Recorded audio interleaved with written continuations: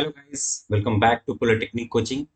मैं मृत्युंजय कुमार आपको basic electrical engineering पढ़ाने के लिए रेडी हूँ। और उससे पहले हम लोग सिलेबस को डिस्कस करेंगे। सिलेबस में क्या क्या पढ़ना है, कैसे पढ़ना है, क्या होता है क्या नहीं होता है, उसमें क्या क्या मतलब कैसे कैसे उसको पढ़ना है और कौन कौन टॉपिक उसमें पढ़ना है, वो सारी चीज़ें अभी हम लोग डिस्कस करेंगे। देन अपनी नेक्स्ट वीडियो में हम लोग क्या करेंगे, सिस्टमेटिक वे में और सीक्वेंस वे में हम लोग बी डबल ई या फिर एफ ओ ट्रिपल ई को पढ़ेंगे। ठीक है, चलिए आते हैं पहले। आज हम लोग देख रहे हैं पहले क्या, हम लोग को देखना है क्या, बेसिक इलेक्ट्रिकल इंजीनियरिंग। ठीक है, जिसको ही शॉर्ट फॉर्म में हम लोग क्या बोलते हैं, बी डबल ई। ठीक है, ये बोलते हैं। आई बात समझ में? इसका कोर्स कोड क्या है? ठीक है, जो एग्जाम पॉइंट ऑफ व्यू से इंपॉर्टेंट, 242010 4। क्लियर है? किस ब्रांच को ये पढ़ना है? तो ये पढ़ना है हमें इलेक्ट्रिकल इंजीनियरिंग को। एक इससे मिलता जुलता मतलब और सब्जेक्ट है जिसको बोलते हैं हम लोग F O triple.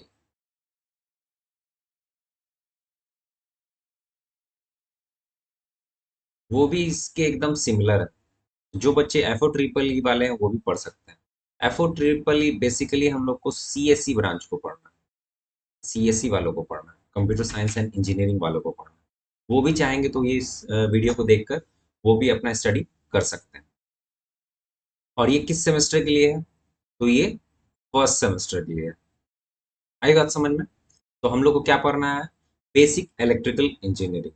Course code भी देख लिया हम लोगों ने, किस ब्रांच को पढ़ना है वो भी देख लिया, और किस सेमेस्टर को पढ़ना है वो भी देख लिया। आते हैं हम लोग नेक्स्ट। आज हम लोग डिस्कस करेंगे किस चीज को, आज का जो हमारा टॉपिक है वो क्या है हमारा, सिलेबस इंट्रोडक्शन। ठीक है, सिलेबस इंट्रोडक्शन। चलिए अपने सिलेबस की ओर आते हैं। हमें टोटल 5 यूनिट्स पढ़ने हैं। Unit 1, unit 2, unit 3, unit 4 and unit 5। Unit 1 में हम लोग को पढ़ना है basic concept of electrical engineering. Electrical engineering में बेसिक कॉन्सेप्ट के बारे में हम लोग को जानना है। क्लियर है? दूसरे यूनिट में हम लोग को पढ़ना है एनर्जी स्टोरिंग एलिमेंट। कौन सा एलिमेंट है जो एनर्जी को स्टोर करता है, कौन सा एलिमेंट है जो एनर्जी को डेसिपेट करता है। क्लियर है? उसके बारे में जानेंगे। उसके बाद तीसरे यूनिट में हम लोग को पढ़ना है basics of AC and DC circuits. ठीक है, AC circuit, DC circuit. Mostly आप लोगों ने टेंथ में पढ़ा होगा डीसी सर्किट के बारे में। ठीक है, और यहाँ अगर आप 11th 12th में भी जाते तो आपको एसी सर्किट के बारे में पढ़ना होता। ठीक है, यानी मोस्ट प्रोबेबली बोले तो आप 12th में जाते तब आपको एसी सर्किट के बारे में पढ़ना होता। और यहाँ पे आपको पढ़ना है एसी और डीसी दोनों फर्स्ट सेम में, उसके बेसिक्स के बारे में जानना है। ठीक है, कुछ टूल्स के बारे में जानना है बस, थोड़ी थोड़ी चीजें, थोड़ी थोड़ी जानकारी, some basic knowledge about the DC and AC circuit. Okay. Unit 4 में हमको पढ़ना है मैग्नेटिक सर्किट। क्या पढ़ना है जी? मैग्नेटिक सर्किट पढ़ना है। सबके बारे में बेसिक डिटेल जानना है, एकदम छोटा छोटा डिटेल लाना है, जिसकी कारण हम लोग नेक्स्ट सेमेस्टर में या फिर अगले अपने ब्रांच पेपर में जाएंगे तो इस जानकारी के हिसाब से हम लोग आगे अपने आप को बहुत अच्छे ढंग से पढ़ पाएंगे उस टॉपिक को। क्लियर है? यूनिट 5 में हम लोग को पढ़ना है इलेक्ट्रोमैग्नेटिज्म। क्या पढ़ना है जी? इलेक्ट्रोमैग्नेटिज्म, जिसमें electricity as well as magnetism दोनों का इस्तेमाल। ठीक है, टोटल ये 5 यूनिट पढ़ने हैं। बस अब इस टोटल 5 यूनिट्स में हम लोग को क्या क्या पढ़ना है वो चीज हम लोग ध्यान देते हैं। ठीक है, तो आइए हम लोग सबसे पहले यूनिट 1 में देखते हैं। तो यूनिट 1 में हम लोग देख रहे हैं, तो यूनिट 1 में हम लोग को क्या पढ़ना है सो देख लेते हैं। चलिए, यूनिट 1 में हम लोग को क्या पढ़ना है वो देखते हैं। चलिए, यूनिट 1 में हम लोग को पढ़ना है, यूनिट 1 का नाम पहले क्या है, basic concept of electrical engineering. ठीक है, ये हमारी यूनिट 1 का नाम है। यूनिट 1 में हम लोग को पढ़ना है, सबसे पहला टॉपिक है इलेक्ट्रिकल चार्ज, या फिर सिंपली इसको चार्ज भी बोलते हैं। ठीक है, उसके बाद क्या पढ़ना है, फ्लो ऑफ चार्ज। चार्ज के फ्लो क्या है, कैसे होता है, और उससे उसका जो एक टर्म है उसको क्या बोलते हैं। ठीक है, उसके बाद हम लोग को पढ़ना है करंट के बारे में। कौन कौन करंट के बारे में पढ़ना है, एसी और डीसी दोनों के बारे में पढ़ना है। उसके बाद हम लोग को जानना है concept of ideal and practical current source. ठीक है, इसके बारे में हम लोग को जानना है। उसके बाद हम लोग को जानना है क्या, वोल्टेज के बारे में। तो ऑब्वियस है कि जब करंट एसी डीसी पढ़ रहे हैं तो वोल्टेज भी हम लोग क्या जानेंगे, एसी और डीसी के बारे में। ठीक है। तीसरा है हमारे पास, वोल्टेज एसी डीसी में ही पढ़ना है, कॉन्सेप्ट ऑफ ईएमएफ। ठीक है, इलेक्ट्रोमोटिव फोर्स बोलते हैं इसको। ठीक है। उसके बाद आते हैं हम लोग पोटेंशियल डिफरेंस के बारे में जानेंगे कि पोटेंशियल डिफरेंस होता क्या है, उसके बारे में जानेंगे कि वो कैसे कैसे कैसे इस्तेमाल करते हैं उसको। ठीक है। उसके बाद जानते हैं हम लोग टर्मिनल वोल्टेज के बारे में। ठीक है, टर्मिनल वोल्टेज के बारे में जानेंगे, ये बैटरी से रिलेटेड टर्म है, ईएमएफ भी बैटरी से रिलेटेड टर्म है। उसके बाद आते हैं हम लोग concept of ideal practical voltage source के बारे में जानेंगे।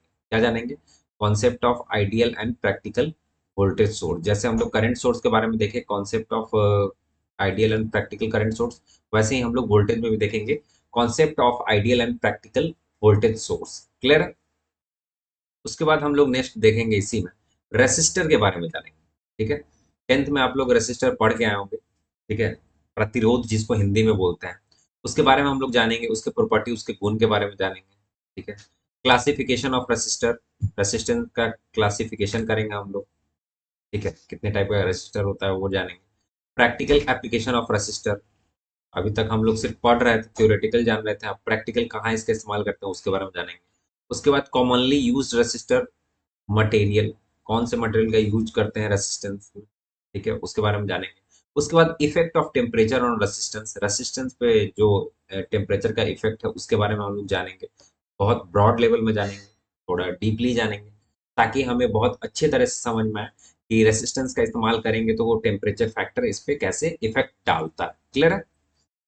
उसके बाद हम लोग देखेंगे series and parallel, combination of resistor कि सीरीज में क्या कांस्टेंट होता है, पैरेलल में क्या कांस्टेंट होता है, ये सब जानेंगे। उसके बाद फिर इसमें केसीएल केवीएल का भी इस्तेमाल सीखेंगे आगे। ठीक है, चलिए, तो ये था हमारा रेसिस्टर के बारे में। और जो आप लोग 9 10 में पढ़ के आओगे उससे ब्रॉड लेवल में यहाँ पढ़ना है, क्योंकि आप इंजीनियरिंग के स्टूडेंट। ठीक है, तो बहुत सारे नए नए टर्म के बारे में जानना होगा। तो कुछ हमारे सिलेबस में कुछ कमियां हैं, कुछ टूल्स के बारे में नहीं बताया गया है, कुछ स्पेसिफिक टॉपिक के बारे में नहीं बताया गया है। और अगर उसको हम लोग नहीं जानते हैं तो कुछ हो सकता है कि इसमें से कुछ टर्मिनोलॉजी आपको समझ में ना आए। तो मेरा कहना ये है कि मैं उस चीज को पहले पढ़ाऊंगा, भले आपके सिलेबस में इंक्लूडेड नहीं है, ताकि आपको सिलेबस, आपका अपना सिलेबस अच्छे से समझ में आए। क्लियर है, नो डाउट, क्योंकि वो बेसिक चीज है और बेसिक चीज जानना सबका अधिकार है। चलिए आते हैं हम लोग अपने अगले। अब इसमें पढ़ना है हीटिंग इफेक्ट के बारे में, आप लोग टेंथ में भी पढ़ के आए होंगे। उसके बाद इसमें आपको पढ़ना है मैग्नेटिक इफेक्ट के बारे में। उसके बाद पढ़ना है chemical effect of electric current, electric current का केमिकल इफेक्ट क्या है उसके बारे में जानना है। उसके बाद हम लोग को देखना है क्या, इलेक्ट्रिकल वर्क के बारे में जानना है, पावर के बारे में जानना है और एनर्जी के बारे में जानना है। क्लियर है, जिसमें आप लोग देखते होंगे क्या कि मीटर का रीडिंग जो घर का है, इतना यूनिट उठाया तो इतना बिल आया है, कैसे आया है, क्या क्या उसमें क्या है, वो सब चीज इसमें हम लोग समझेंगे। आई बात समझ में। अगला हम लोग को देखना है यूनिट 2 के बारे में। किसको देखना है, यूनिट 2 के बारे में देखना है। यूनिट 2 का नाम क्या है, एनर्जी स्टोरिंग एलिमेंट। कौन सा एलिमेंट है जो कि एनर्जी को स्टोर करता है। अब इसमें जो हम लोग पहले देखें, यानी ये देखें रेसिस्टर, तो ये क्या करता है, डेसिपेट करता है। ठीक है, एनर्जी को डेसिपेट करता है।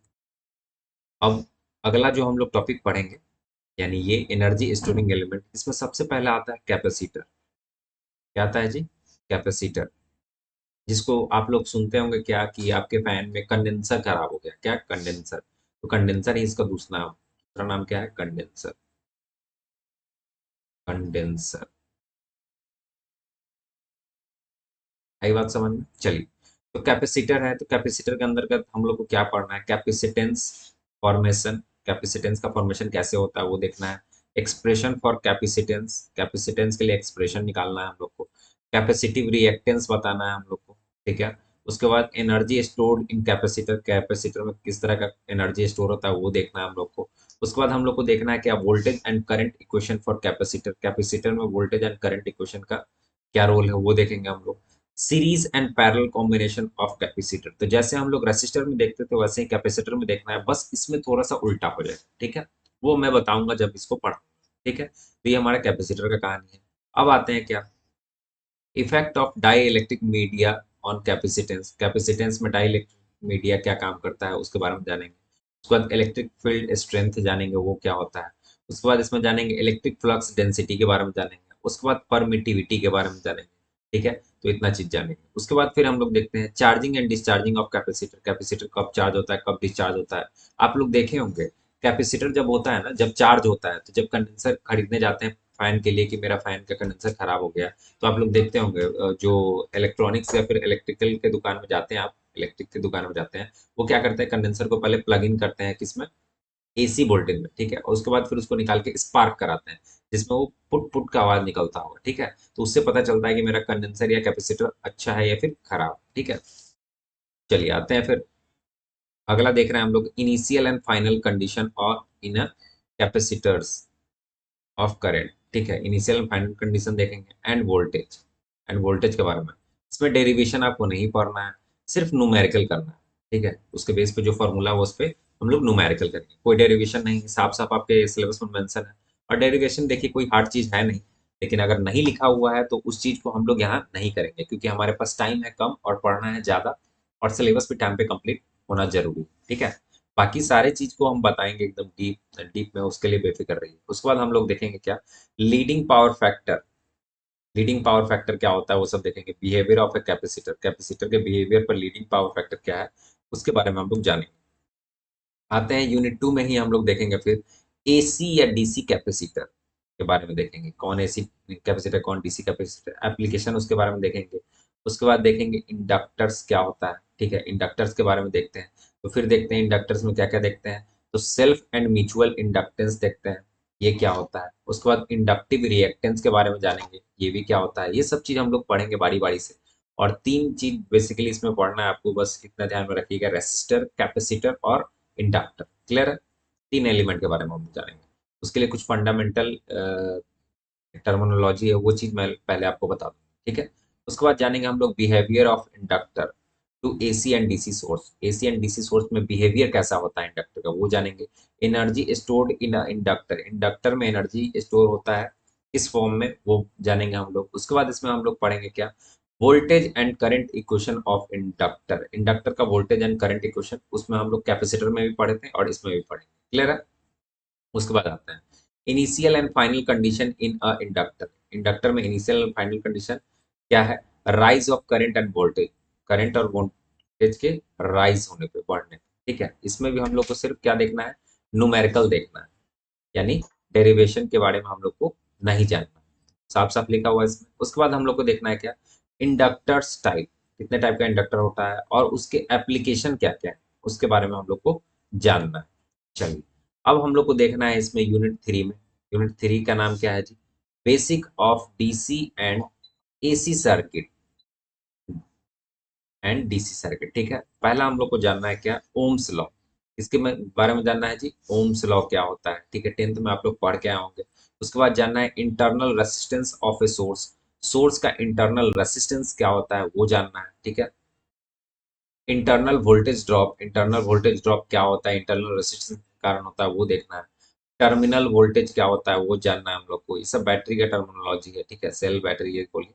उसके बाद एक्टिव एंड पैसिव एलिमेंट जानना है।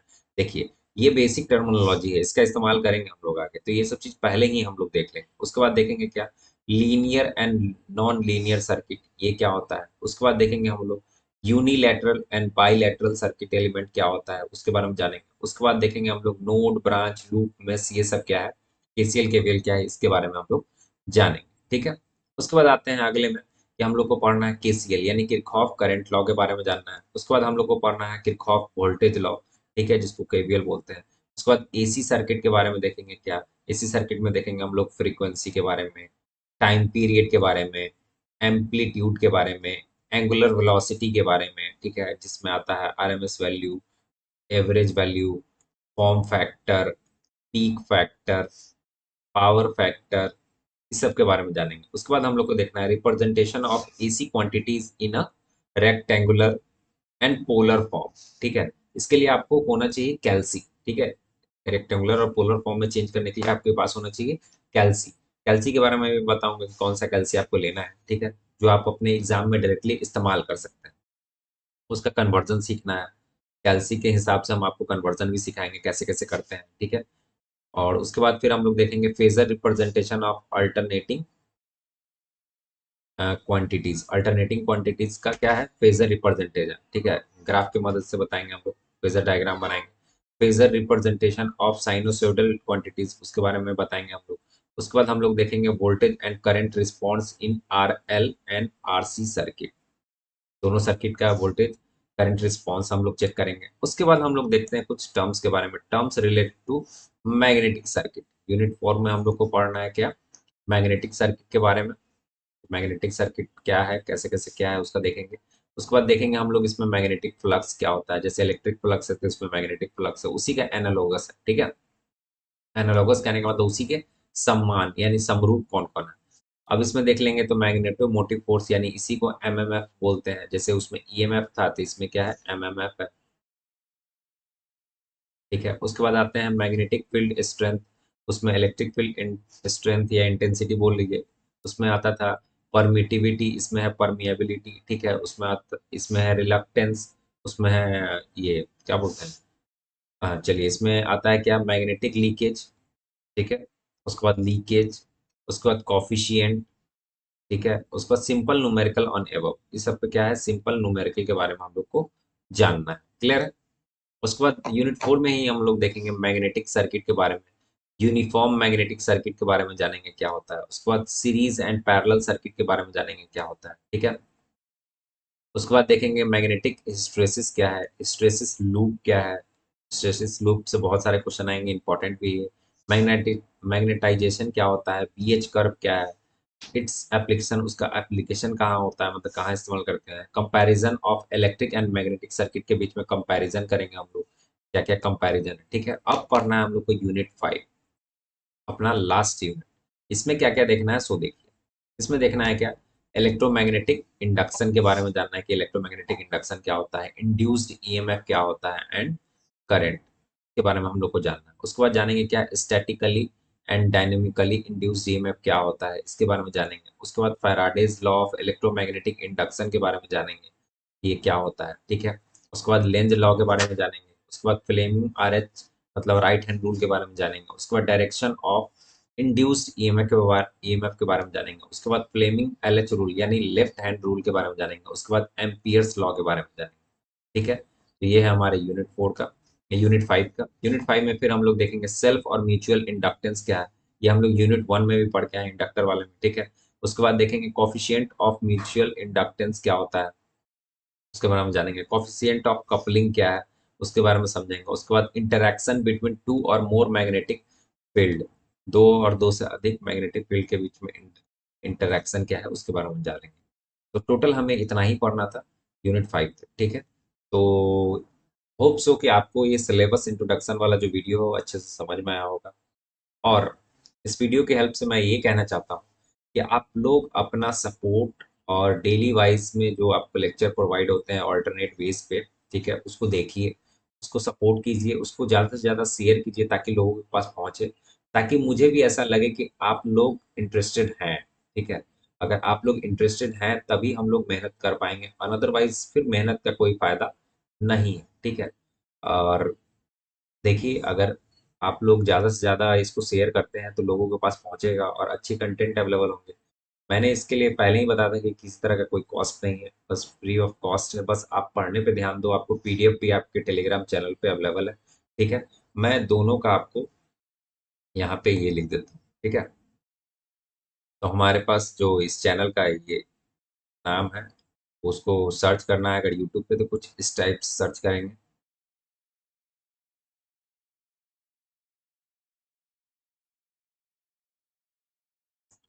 पॉलिटेक्निक हाइफन कोचिंग,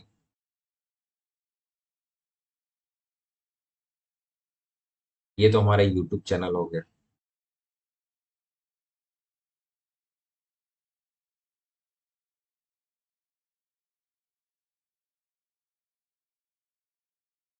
ठीक है। उसके बाद हमारे टेलीग्राम लिंक पे जुड़ने के लिए जस्ट ए मिनट, मैं उसका लिंक देख लेता हूँ। उसके बाद मैं आपको बताता हूँ कैसे जुड़ सकते हैं आप टेलीग्राम से। ऐसे वीडियो के हर एक वीडियो के डिस्क्रिप्शन में आपको मिल जाएगा, लेकिन फिर भी मैं आपको यहाँ पे लिख देता हूँ ताकि आप आसानी से जुड़ सको।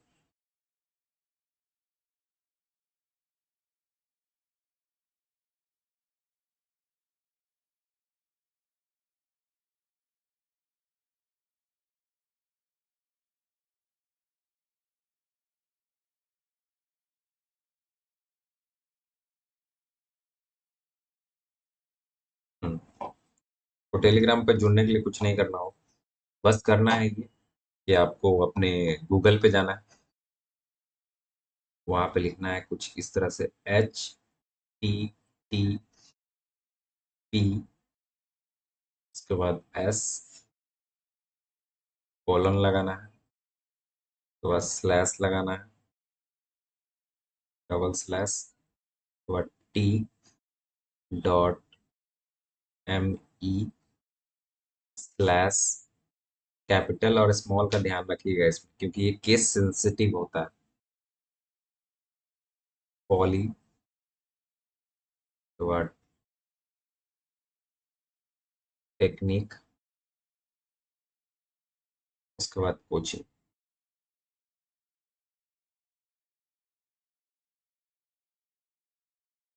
ये हमारा टेलीग्राम चैनल।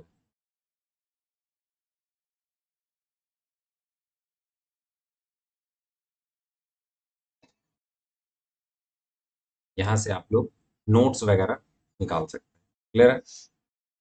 और बाकी हमारा इंस्टा पेज भी है, वहाँ से आप इस चैनल के हेल्प से आप इंस्टा पेज को भी फॉलो कर सकते हैं अपडेट के लिए। ठीक है?